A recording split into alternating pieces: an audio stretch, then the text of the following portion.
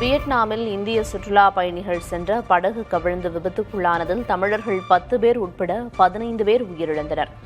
அங்குள்ள ஃபுகுவாக் தீவு அருகே இந்திய சுற்றுலா பயணிகள் 32 பேர் மற்றும் படகு பணியாளர்கள் 4 பேர் விரைவு படகில் பயணம் செய்தனர்.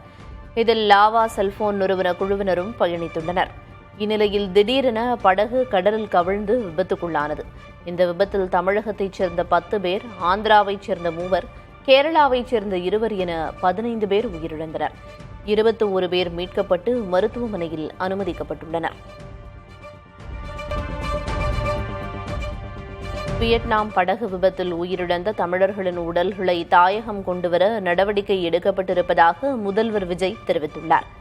அவர் வெளியிட்டுள்ள அறிக்கையில், வியட்நாமில் நேரிட்ட படகு விபத்தில் தமிழ்நாடு மற்றும் பிற மாநிலங்களைச் சேர்ந்த சுற்றுலா பயணிகள் உயிரிழந்த செய்தி அறிந்து வேதனையடைந்ததாக குறிப்பிட்டுள்ளார்.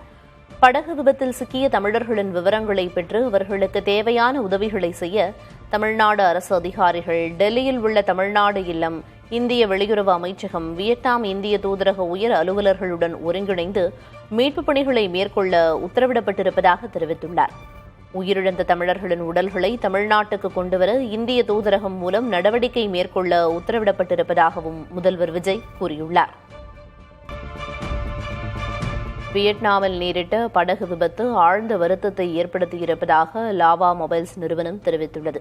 இது தொடர்பாக அந்நிறுவனம் சமூக வலைதளத்தில் வெளியிட்டுள்ள பதிவில், விபத்தால் பாதிக்கப்பட்டவர்களுக்கும் அவர்களது குடும்பத்தினருக்கும் தேவையான அனைத்து உதவிகளையும் வழங்குவதே தற்போதைய நோக்கம் என்றும், வியட்நாமில் உள்ள இந்திய தூதரகம் மற்றும் உள்ளூர் அதிகாரிகளுடன் தாங்கள் தொடர்பில் இருப்பதாகவும் தெரிவிக்கப்பட்டுள்ளது.